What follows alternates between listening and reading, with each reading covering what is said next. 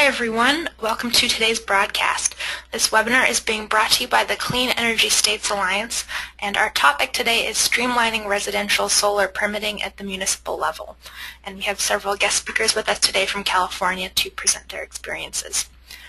And this webinar will be hosted by Nate Hausman, our project manager here at CALSEIA.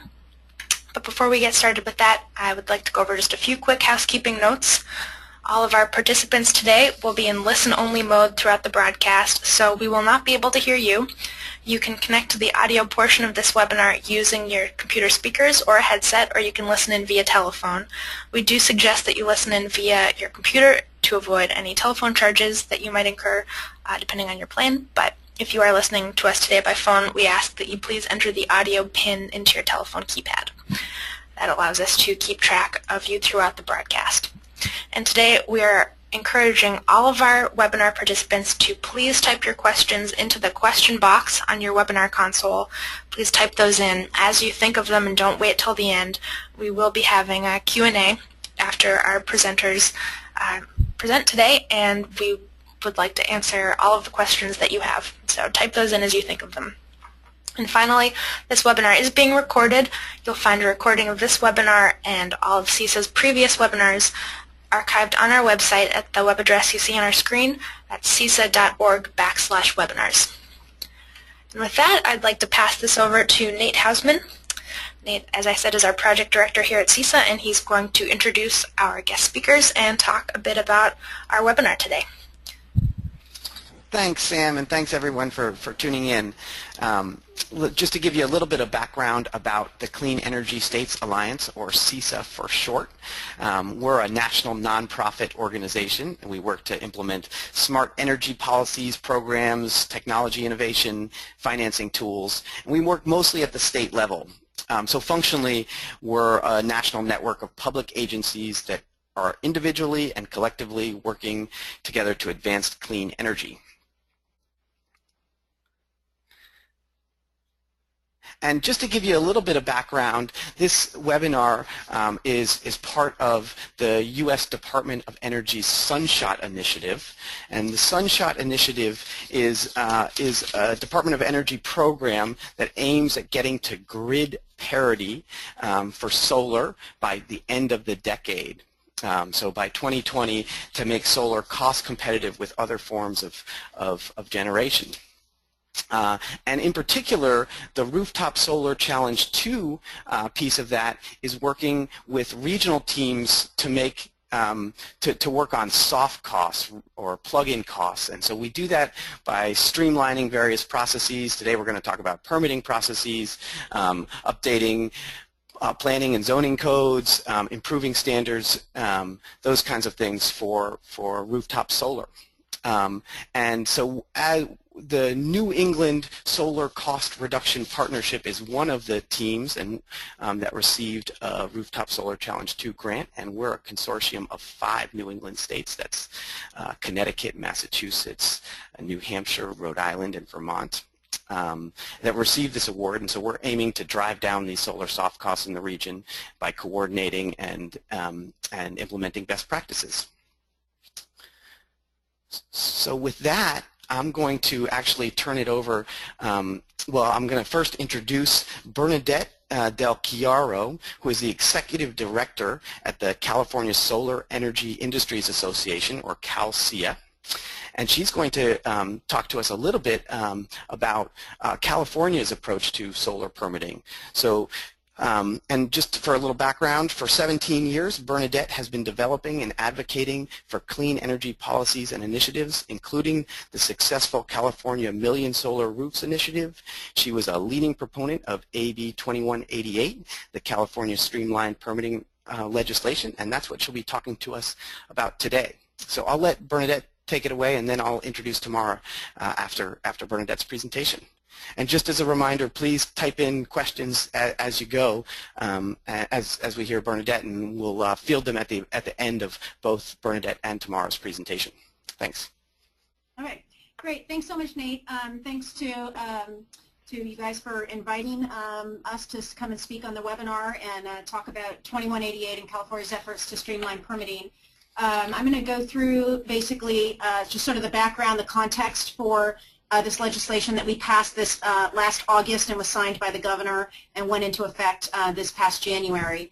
Just sort of the context, California context, what were some of the problems we were seeking to solve, what the bill actually does, and then some analysis of, you know, what would we do differently if we were to do it again, and what elements of it do I think at least are replicable to other states.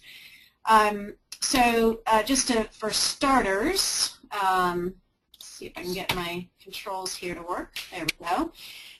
So, you know, many of you are maybe aware of some of the policy context for California and its efforts to really promote rooftop solar in particular, but just a quick reminder, this was, you know, some of the broader context for us as we set to dramatically reduce soft costs as a way to spur more investment in rooftop solar.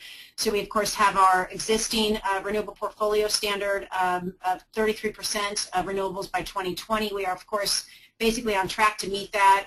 All of those, most of our utilities have already pretty much contracted at least for 33%, and there's now a new effort, which you may be aware of, to up that goal to 50% by 2030. We also have, of course, the Million Solar Roofs initiative that was put in statute back in 2006 to build 3,000 megawatts of rooftop solar by 2017. We expect to get there literally any day now, and that'd be, you know, roughly 2 years ahead of schedule. So it's been a very successful initiative. And the governor, during his first 4 years here back with us in California, put out a goal of 12,000 megawatts by 2020. So increasing fourfold over the next 5 years. We also have a goal of installing 200,000 solar hot water systems by 2018. And then, of course, the uber overarching climate change policies, AB 32, which has been on the books since 2006. And again, there's a renewed effort in the state legislature to set a new 2050 goal and mandate a real hard cap for California. So part of, obviously, our desire to reduce soft costs is so that we can continue to see this healthy growth curve. You know, I always like to point out that when you're at zero, you know, growth up to where we're at today looks really amazing. But if you think about it within the context of how many roofs there are in this giant state of California, we cover maybe 1 to 2% right now of the roofs, and so we've really only scratched the surface. Nevertheless, we do have over 250,000 solar roofs installed today in California just on the PV side, and that really has come in dramatically over the past couple of years as this growth curve shows. We're on pace to literally get to 1 million roofs in the next couple of years. And then if growth continues, which is obviously very policy dependent, which is another webinar topic, we hopefully will, you know, continue our healthy growth. And part of then obviously what that creates is a lot of bottlenecks down at the building departments unless we are successful in streamlining that process. You know, the other context here is just a real desire in California, as would be the case anywhere across the country, for economic development and in particular jobs. We're really proud to say that in California we have more people working within the solar industry than in the state's 4 biggest utilities. So PG&E, Southern California Edison, San Diego Gas and Electric, and Los Angeles Department of Water and Power, the largest municipal utility in the country. All of those combined don't add up to what we today currently employ. So that creates, you know, an important political context for us as we seek to do things that are otherwise can be very challenging. And then I just wanted to highlight again, a lot of these things every state in the country has, but these are the basic elements that allow us to be successful regardless of the initiatives we're working on. That is, you know, number one, strong public support. I like to point out, since this is audiences of mixed, you know, from mixed states, that I actually stole the citizen rooftop solar benefits everyone photo from Colorado. So underscoring that this is not limited, obviously, to California. We have industry that's really experienced and able to build this vision and most importantly, our politicians are putting out. So having, you know, our governors and other political leaders in the highest offices really embracing this vision of particularly a distributed generation oriented electricity grid is absolutely critical to to our success in pushing big visionary policies. Just as a quick reminder, that growth curve I showed earlier is highly dependent on continued policy support. We, as of yet, do not have a level playing field with traditional conventional energy supplies. We need continued protection for net energy metering, which again is a battle that we're waging, and is being waged across the country in multiple states. We need to protect consumers' access to the grid and their access to the sun through various different policies that are really important to us. We need to continue to support solar water heating technologies as well as carbon reduction strategies, really powerful ones. We definitely need Congress to continue and extend the investment tax credit if we hope to continue to make solar viable for consumers. We need to make solar a standard on new construction so that when new homes are being built, solar is being built right into the roof as they're going up. And then we obviously, on our end, we need to continue to see price reductions. The 50 to 75% of the cost reductions we've seen to date, as many of you probably know, have come from hardware cost reductions. So as the international market has heated up, manufacturing has enabled economies of scale to drive down the price. As a result of that success, roughly 64% of the installed cost of a solar system now comes from what we call soft costs, and a large portion of that is permitting, which we'll talk about here, obviously. So to drill down on that a little bit more, some studies have been done in California that narrow down that these soft costs around permitting can add from $1,000 to $3,000 to the average cost of a residential solar system, which is a really significant chunk of change when you're looking at some pretty tight margins for making a solar investment pencil out. There's also just time is money, and the delays are excruciating in many places in California. It can take well above 8 weeks, but on average, that is actually the length of time that on average in California it takes to get a solar system permitted. In contrast, as is the case I'm sure across the country for most of the residential systems that are small and cookie cutter and simple, installers are able to get up on the roof and down in one day with the system plugged in and ready to go and generating electricity as soon as the utility and the city or local building department's ready to come and inspect it. So in contrast to how quickly we've been able to shave our soft costs through labor and installation timelines, it makes it all the more important that we get the bureaucracy to become more efficient and streamlined.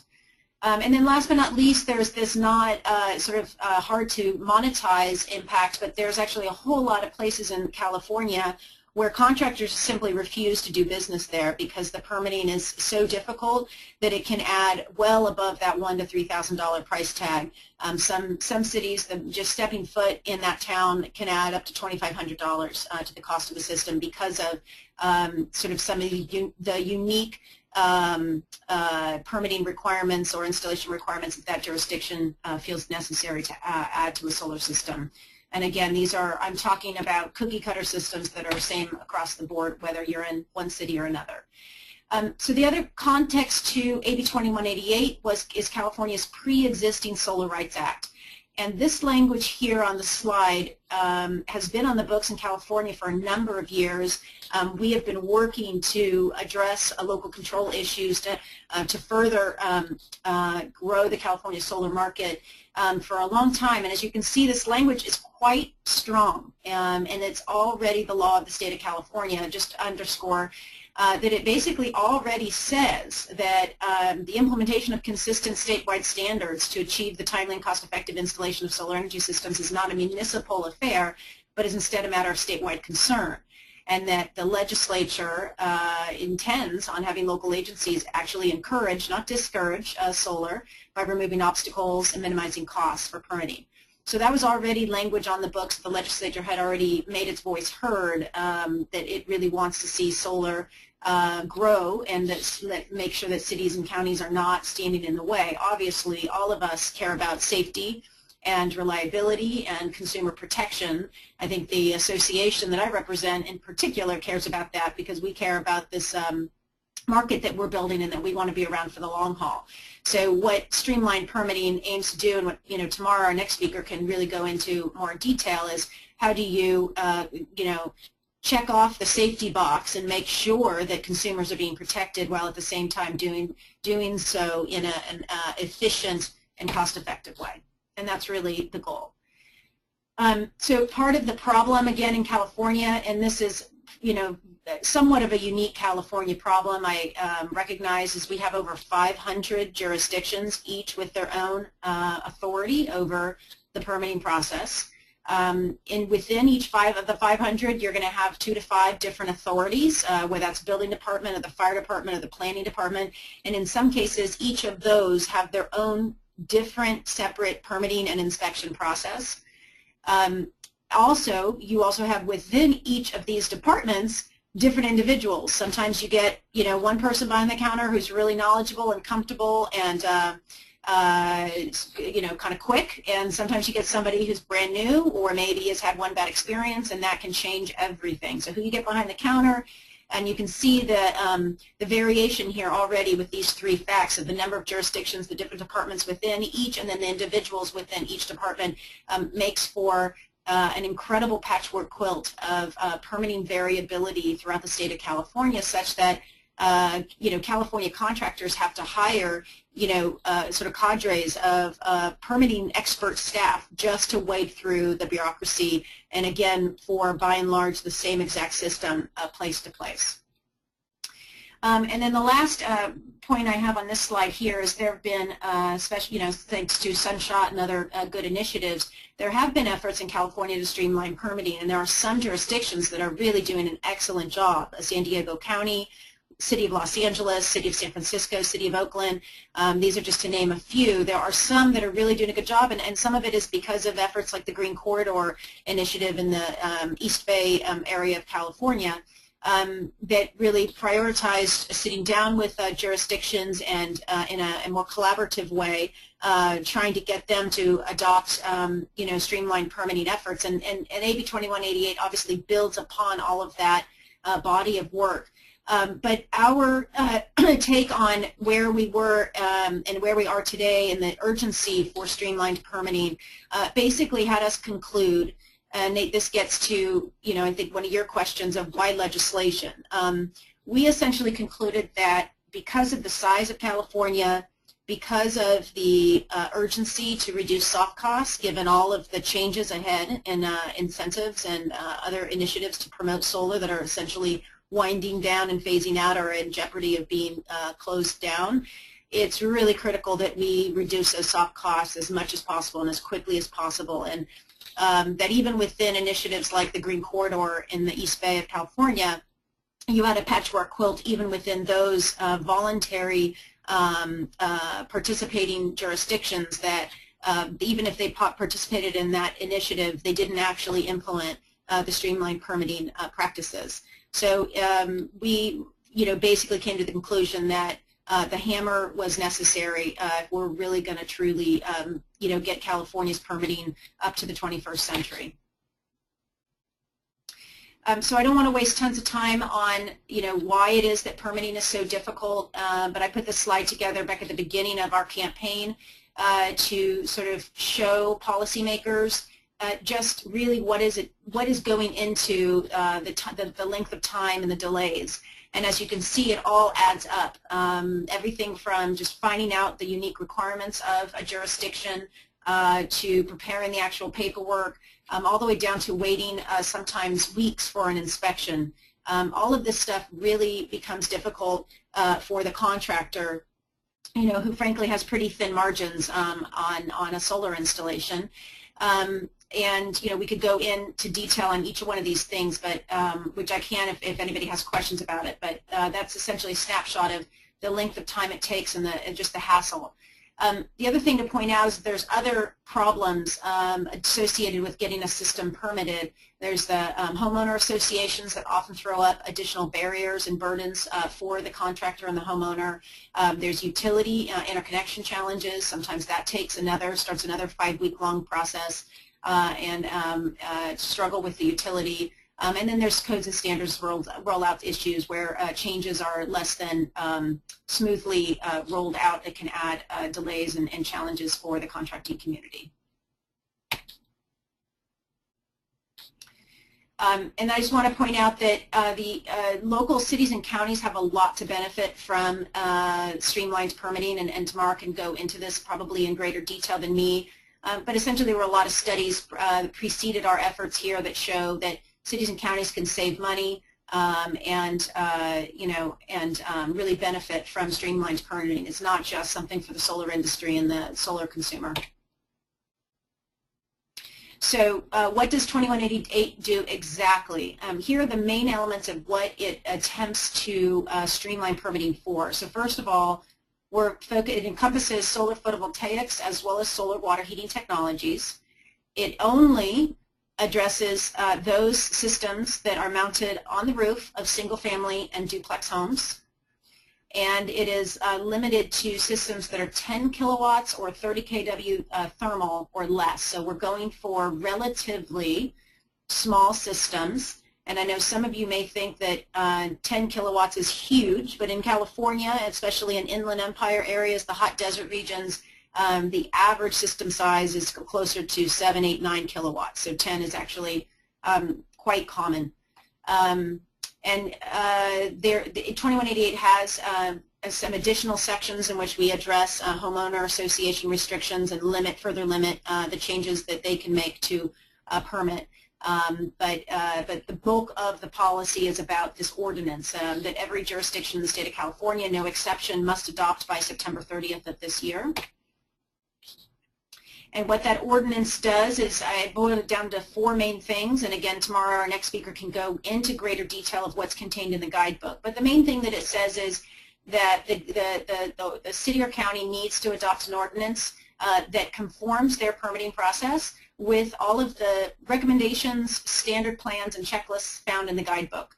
And the guidebook contains timelines for review of permits as well as scheduling of inspections and other details. Those recommendations, standard plans, and the checklist, which again tomorrow we'll go into, those now have to be adhered to throughout the state of California. So what we're hoping to do with this language is not just streamline permitting, but standardize it so that for the most part, wherever you go in the state of California, the same requirements will be, the permitting package will be the same up and down the state. It requires electronic submittals. So that doesn't necessarily have to be an online web portal. It could be submitting a PDF over email or a fax even. But basically we're trying to cut down on that time and traffic of driving to and from the permitting office just to submit a permit package. We basically make it illegal for an HOA or a city to require HOA pre-approval. That doesn't mean that HOAs aren't still don't have a voice in any of this. They do. But the contractor and homeowner basically can work through the HOA approval process concurrently with the city or county. And then multiple inspections are no longer legal. So you can't do rough inspections or pre-inspections. You can't do multiple. If you're a city or building department, you can only do 1 inspection of the system.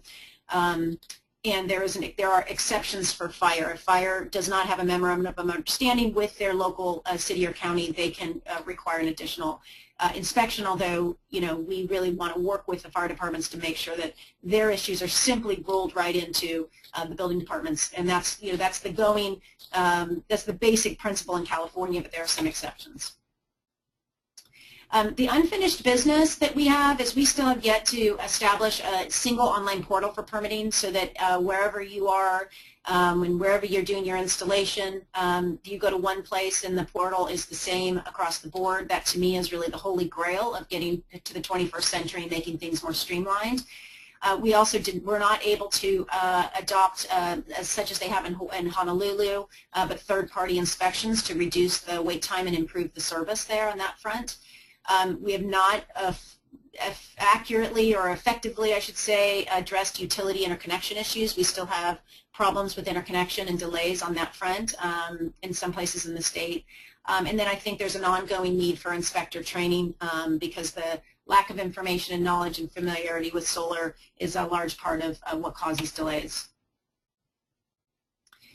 So a quick assessment of sort of the politics and how we did what we did.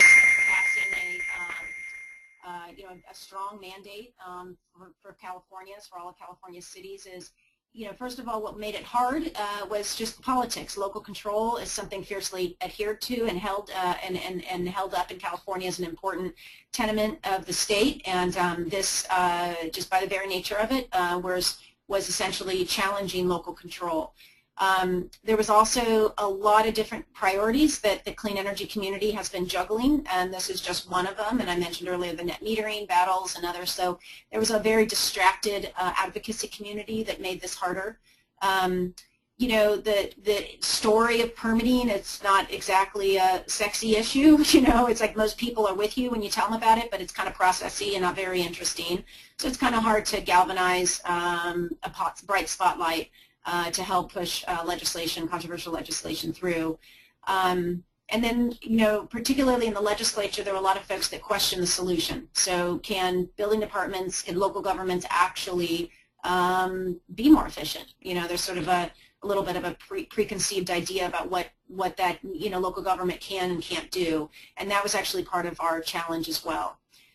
On our side, to help tip the balance and lead to our success, we have a lot of progressive cities and counties that are leading the way on permitting. I mentioned some of them already, and they were helpful in pushing the legislation through. The Department of Energy's Sunshot body of work I mentioned already. That was tremendously helpful in educating policymakers. Obviously, there's strong support for solar, already mentioned. The problem of bureaucracy getting in the way is very believable, even if the solution has its challenges. We had a very, very motivated governor. He had gone to Germany the summer before and saw just how quick and easy their permitting process was and came back saying, let's do something like that. So that was helpful to have that. And then we were able to minimize our opposition by just focusing just on the permitting process as opposed to taking on interconnection and other issues. If I were to do it again, it would be great to have more outside organizing resources to mobilize cities, the supportive cities. I would want non-industry allies to speak up and be more involved. It's very difficult for industry to speak out about this issue, frankly for fear of retaliation at the building department desk. It's a very real challenge for the industry. You really need to make sure you have your policy champs are completely undaunted by the arguments for local control. If you're going to go here, you need to just go there. And then it would have been more strategic if we had gotten the fire departments on board ahead of time. We wasted a lot of time dealing with fire. Frankly, not wanting to really, that's not the problem we were focusing on. So that would have been smarter of us. And then if you could, we sought out a carrot, but never found one, but that would certainly go a long way. I don't know that I would go so far as to say it should replace a mandate. But obviously, if you could find a carrot to go along with this, that would be terrific. So I'm going a little long here, but last slide is just, I think there's many, many elements of 2188 there that can be replicated throughout the country. I think in particular, the focus on small cookie-cutter residential systems is something that would be meaningful for the solar industry across the country. I think some of the core elements of the legislation, the ban on multiple inspections and multi-departmental review, is in and of itself going to save us a lot of time and money. The ban on HOA pre-approval process is going to be critical in some of these jurisdictions, and I know this is a problem in other parts of the country. Just being able to stay in our office, sorry about that, stay in our offices to submit the package is pretty critical. And then the checklist, even if there isn't a well-established statewide checklist like we have the benefit of having in California, I think just the exercise of creating a checklist that frames the whole process in a positive way. So that's it. I put my contact information up here in case anybody wants to reach back out after the webinar with any questions. Thanks, Nate. Great, thank you, Bernadette. That's very interesting and particularly helpful that you framed it in terms of other states and what they might do to follow a similar path. So before we open it up to questions, I want to give Tamara a chance to present. She's going to talk a little bit about what the Center for Sustainable Energy has done in response to AB 2188, and in particular a guide produced with the help of the Center for Sustainable Energy. And so as an introduction, Tamara Gishri Perry serves as senior manager for the Center for Sustainable Energy, where she's responsible for managing the Department of Energy Energy's Rooftop Solar Challenge program in California. Tamara is CSE's local government policy lead and manages CSE's Los Angeles office. She has more than 7 years experience in policy development and strategy focused on clean energy, distributed generation, and smart grid programs. Tamara, take it away. Great, thank you, Nate, and thanks, Bernadette. That was a great presentation as well. Today I'm going to go through a little more context on the Solar Permitting Guidebook, which is a companion to AB 2188, how it came to be, and how we have started to distribute it and promote it throughout the state.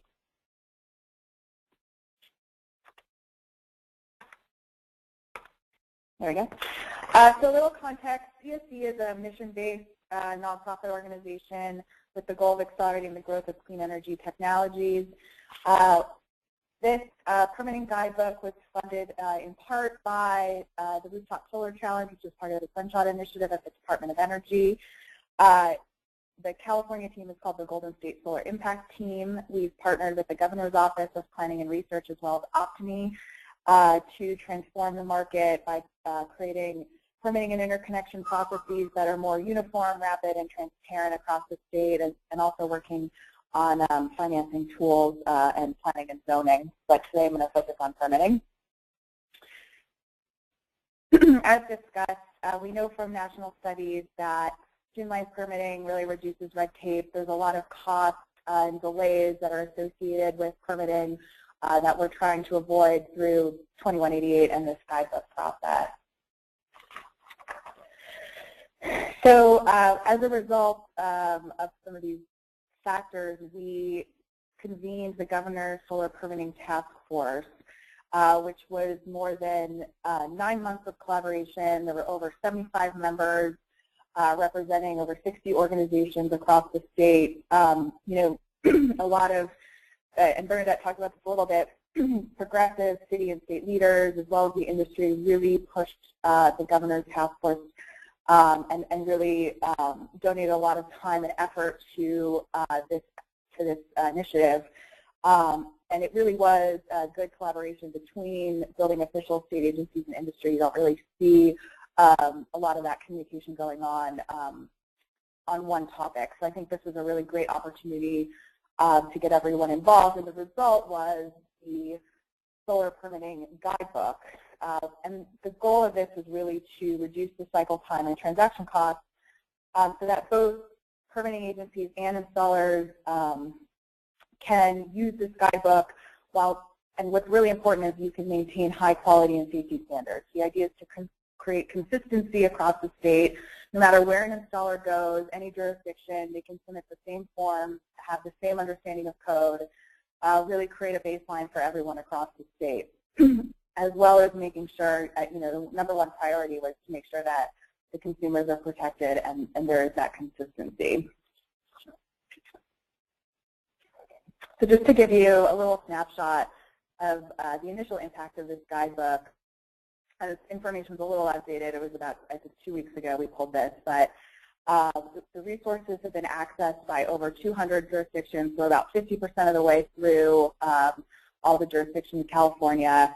There were over 1,700 press release views, a lot of original media coverage, as well as a lot of the Toolkit documents that I'll get into in a moment that were downloaded. So really great reception on the outreach and marketing side, and that's definitely a piece that we're going to continue to focus on, is getting the guidebook in 2188 out to as many jurisdictions as possible, make sure they're aware of the requirements. So what does the guidebook entail? It's really designed to help both installers and building owners navigate permitting. It's really meant to be used by any size jurisdiction and can be for any applicant with any level of expertise. It does not address zoning, land use approvals, or environmental review, but it does include both PV and solar water heating systems, which we're in the process of developing as we speak, that section. So just as an overview, the first section of the guidebook are the current laws, regulations, and codes. This is state code requirements, limits on local modifications, permit fees. This is so all of the regulations and codes are in one place rather than having someone have to sift through reams and reams of codes and documents. All of the applicable codes are in one place and linked. The second is an overview of an ideal permit review process. The third is recommendations for expedited local solar permitting. This is the toolkit that we've been talking about, which I'll get into in a moment. Section 4 is solar thermal installations, which is being developed right now, should be released in the next month or so. And then the fifth section is just an appendix with resources and other information.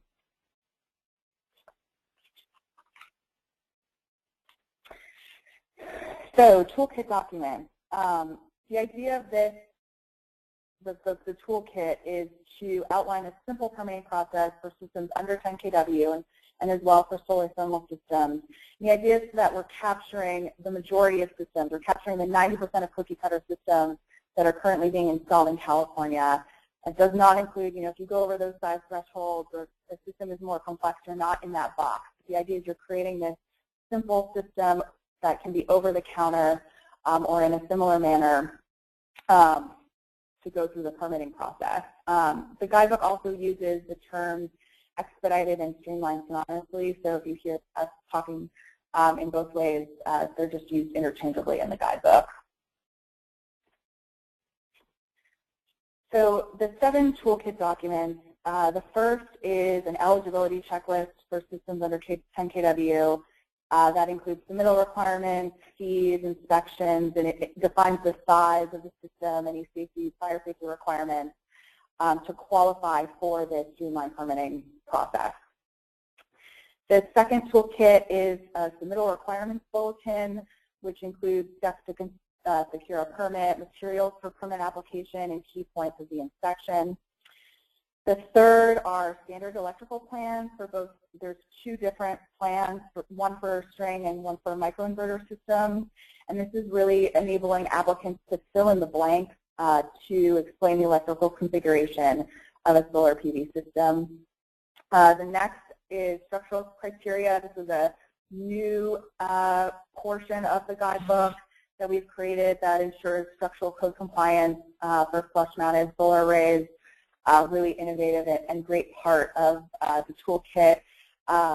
It does not include some snow load areas that would take a more complex system, or wind areas as well. The fifth item is an inspection guide, which provides a code reference and field inspection sheet for solar PV inspections. The sixth is example memorandum of understanding for if a city wanted to do an agreement between the fire department and the fire service. And then lastly, there's an implementation guide and sample ordinance that we've created that talks about how to implement the guidebook, how it relates to 2188. And really, the challenge here is what is the practical application of how the guidebook substantially conforms, or how you substantially conform to the guidebook, excuse me. And the idea is that a city can come in and modify these checklists and standards only really for unique situations such as climatic, seismic, geographical conditions, but that they can come in and really have a toolkit that's streamlined and easy. They just have to kind of fill in the blanks specific to their city.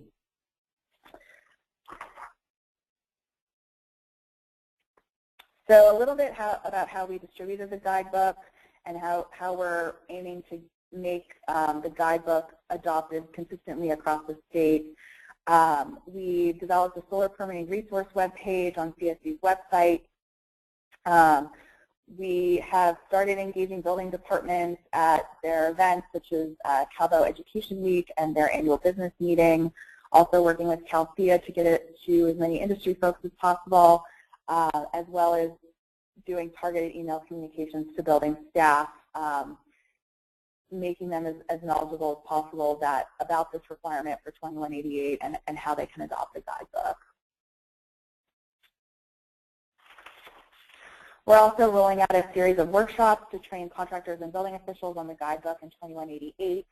We've partnered with the International Association of Electrical Inspectors so that building officials will get continuing education credits for attending these trainings.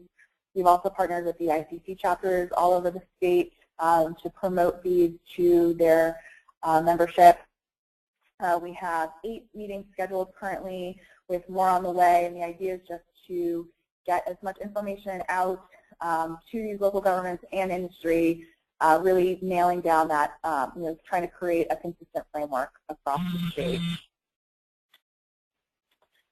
And there will also be a webinar version of our training which we will post and share, as well as a more detailed structural webinar coming up later this spring.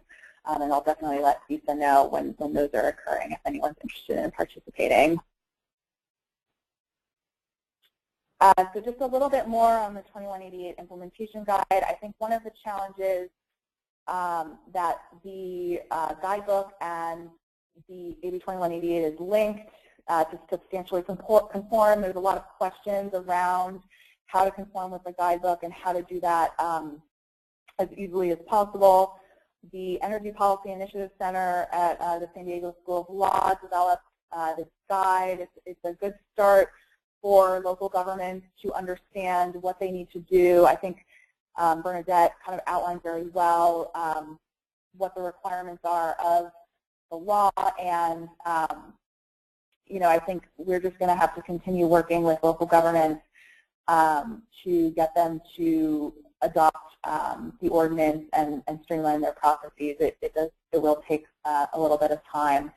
The implementation guide also includes a model ordinance so that a city can come and, again, another fill-in-the-blanks document so that they can easily adopt exactly what's in AB 2188 and not have to go through a lot of hoops to create a new document. CSE is also offering free technical assistance to local governments if we need to train their staff on the guidebook, how to fill out the forms, how to accept forms from industry. We're available, and I think that's going to be, in the coming months, a great resource as we reach the September 2015 deadline for the ordinance. And we're also developing a recognition program for jurisdictions that are really taking the lead to recognize those leaders on solar permitting.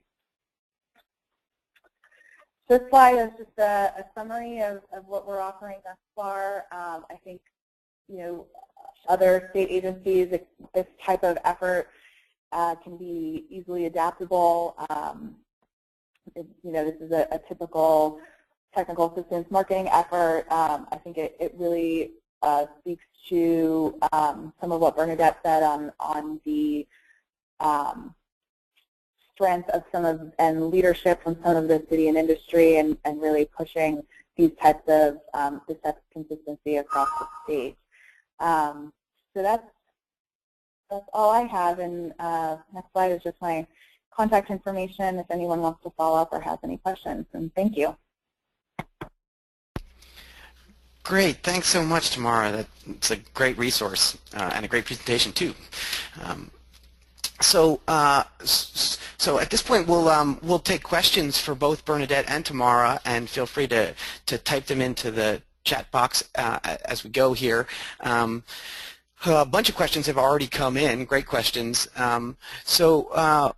Maybe this first one we'll start with, this will be, I think, to Bernadette, although maybe Tamara will have input too. What obstacles do you see in the implementation of AB 2188? And in particular, there's acknowledgement that authorities having jurisdiction and municipalities are cash-strapped. And what's the funding mechanism for this? It sounds like there's some technical assistance available through CSE. Are there other resources? Yeah, I mean, really, Tamara may want to weigh in on this. I think the biggest barrier is simply education and getting the guidebook and the good work that CSE has done, which I just want to underscore has been a tremendous resource. The Governor's Office of Planning and Research has really been terrific at working with CSE, through CSE, basically to bring this multi-stakeholder group together to hammer out was really an incredible resource. Basically, these documents are plug and play. So this shouldn't, implementation of 2188 should not actually cost jurisdictions significant amounts of money. Again, we're not requiring that they launch a whole new online website portal, even though ultimately we would like to do that. But that for sure, we want to provide real cash resources to jurisdictions to be able to implement that. So this really shouldn't be a huge cost, and really quite the opposite, that if jurisdictions fail to streamline things, I think they're going to be really hit. I mean, I didn't mention this really explicitly earlier, but with the looming cliff of the federal investment tax credit at the end of 2016, we are expecting, and we're bracing ourselves for a tremendous increase in activity in permitting departments. And if these departments don't actually get ahead of the curve with the help of the resources that CSE is offering to them, they're actually going to suffer more and have higher headaches and costs. So this is actually a cost saver, and the biggest barrier is just simply education, getting the word out, and having them understand really what this is. Yeah, this is Tamara. I would just echo that. I think we're starting to already see case studies of when cities implement the guidebook and these processes, they're saving staff time. They're not having the headache of having contractors to go through multiple hoops. Contractors themselves are submitting and not having so many corrections. So I think there's an argument. I think that the one key thing is that education piece. That's why we're trying to have as many trainings as possible across the state, get as many building officials through that training, because consistency is really key here. And I think that's really the biggest obstacle, and it really should be plug and play. We've done a lot of the work up front. Great, thanks. Along those lines, is there, I mean, other than the difficulties that municipalities may encounter if they don't take these initiatives, or, these steps, is there an enforcement mechanism built in to 2188? What happens if municipalities fail to comply? What happens if municipalities fail to comply? Yeah, I mean, that's a really good question, Nate. I mean, I think any mandate, the Achilles heel, where it's a state mandating something on local jurisdictions, the Achilles heel is really enforcement. I won't sugarcoat that one. It's very difficult for the state to. There is no withholding of state funds associated with jurisdictions' unwillingness to participate and comply with the law. Obviously, the Attorney General in enforcing and upholding the laws of the state of California could take action, and it may come to that with some jurisdictions, but we really are hopeful that, again, with the great leadership of CSE and getting the word out, working with all of the building official associations, once people really see that this guidebook is a win-win for everybody, and that this legislation is actually not onerous and it's really rational and reasonable, I think we're going to have, the vast majority of jurisdictions get on board. One thing that Tamara sort of just mentioned, I really want to underscore is, frankly, I think the industry adds to its own challenges here with permitting by, some just the inconsistencies of what we submit. So part of the beauty of this standardization is not just to standardize the process for the jurisdictions, it's also to standardize the process for the industry so that we also have an education and learning process to do here of learning what it is that's now going to be required of us to submit. So it's a two-way street, and the beauty of this really kind of logical approach of a standardized as well as streamlined submittal and process is that it catches both of those weak links, frankly, in the bureaucracy, and hopefully makes big changes.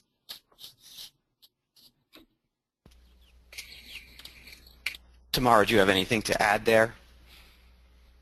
No, I think, well, Bernadette covered it. I would just say I think there is a little bit of an element of peer pressure or peer comparison. I mean, this is coming to the forefront now for a lot of jurisdictions and the industry, but, neighbors neighbor cities are looking at what they're accepting and how their processes kind of compare, and this is a really good mechanism. It's not quite an enforcement mechanism, but it kind of, you know, there becomes a lot of peer pressure in different regions in California, and I think that will also, I think we're very hopeful that most cities are going to comply, and part of, you know, that's another pressure that will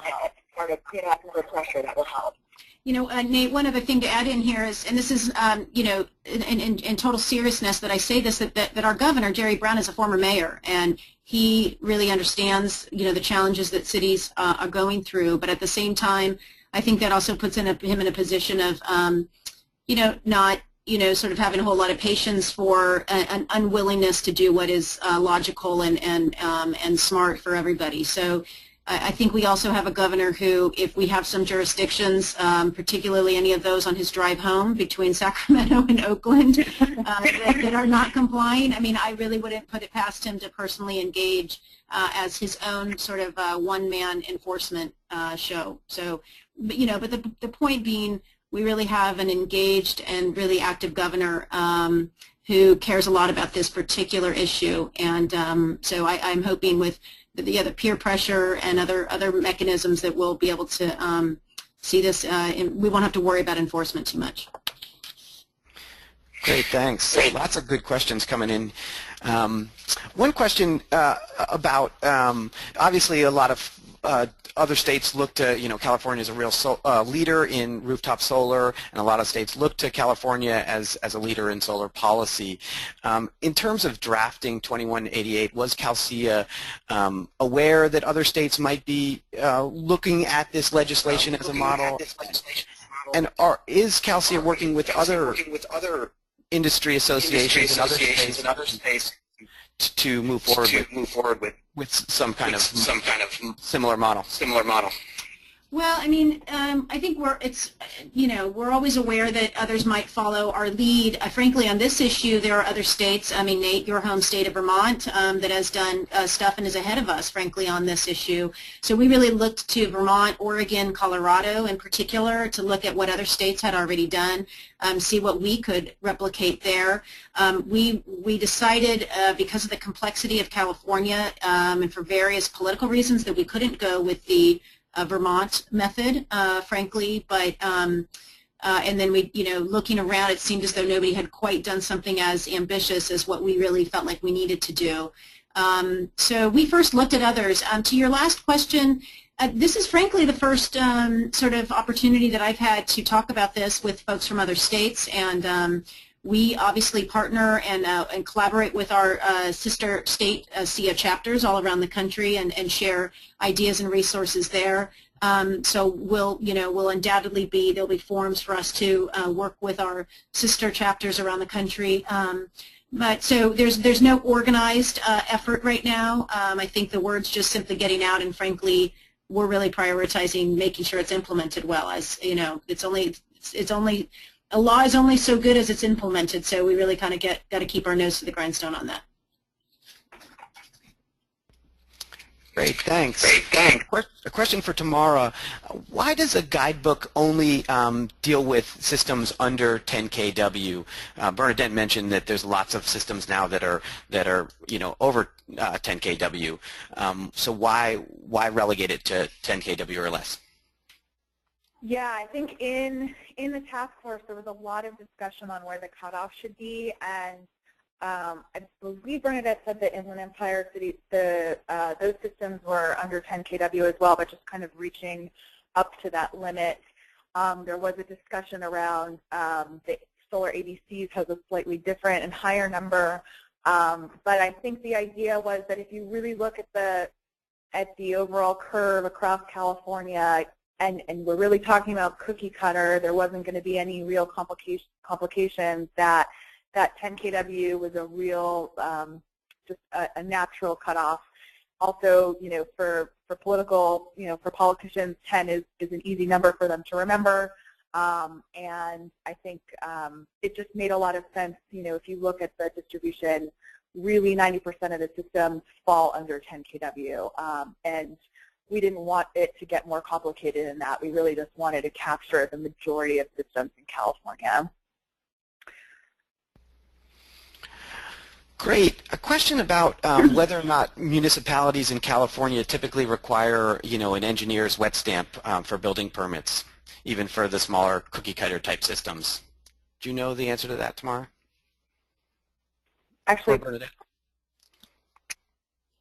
do you want to talk about the Riverside or? Yeah. I mean, so it's actually it's not totally common, but it's I mean, it's not ubiquitous, but it is common for some jurisdictions to require either engineering and or structural wet stamps for even small cookie cutter systems.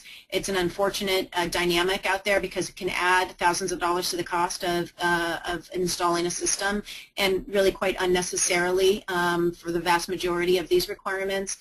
We have seen one jurisdiction, Riverside, as Tamara noted, that sort of I think misunderstanding 2188, and their reaction to it is to say, okay, well, if you're going to want us to do things in a streamlined fashion, then that just means we're going to absolve ourselves from all, responsibility by requiring wet stamps for engineering and structural now for every system, whether it's 10 kW or under or not. And that's obviously not at all the idea behind, and it's quite a misunderstanding. So we think, the whole idea of 2188 is to remove all of those requirements. We had structural and electrical engineers working with CSE and the Office of Planning and Research to develop the guidebook, such that if you actually adhere to the guidebook and the requirements in that, you really do not need wet stamps to be in compliance and adherence with safety codes. So, this is, again, part of the education process. It's going to be a messy process with 500 jurisdictions, and as I mentioned before, individuals within each department that each have a different take on things. So we got our work cut out for us. But we're hoping to eliminate that kind of a challenge. Great, thanks. Yeah, and I think we just have time for one more question here. There's lots of great questions looming, but just a question about what is the status of community shared solar, community solar, and meter aggregation in California, and does the guidebook deal with that at all? Unmuted. I'll take a stab at that. Great question, a whole other webinar on that. The guidebook does not address that. A guidebook's really about single-family or duplex homes, residential rooftop installed systems. The status of community solar in California is still pending. We have a law that mandates a new program. The PUC has just unveiled its tentative sort of draft plan. From our perspective, we're a little lukewarm about it. We don't think it's quite going to hit the right notes in terms of really truly sparking the vision of community solar, but the details are still yet to be hammered out on that. That's the short answer.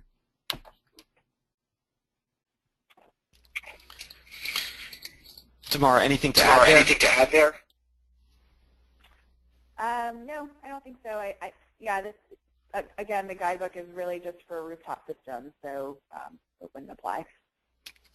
Great, thanks.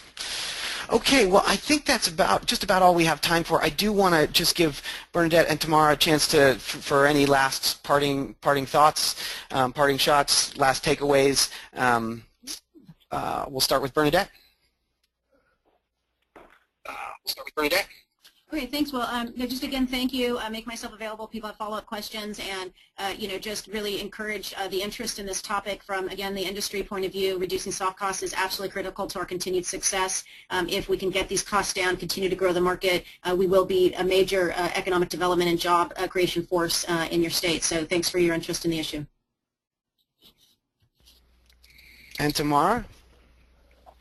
Yeah, same. Thank you for allowing me to participate, and happy to answer any questions offline. I think that, just in summary, having both a policy guidebook process as well as legislation that I think will really prove fruitful for success in California for rooftop solar, and I think the critical point is really that combination of forces. So happy to answer any questions on our technical assistance or share any more lessons as we go along.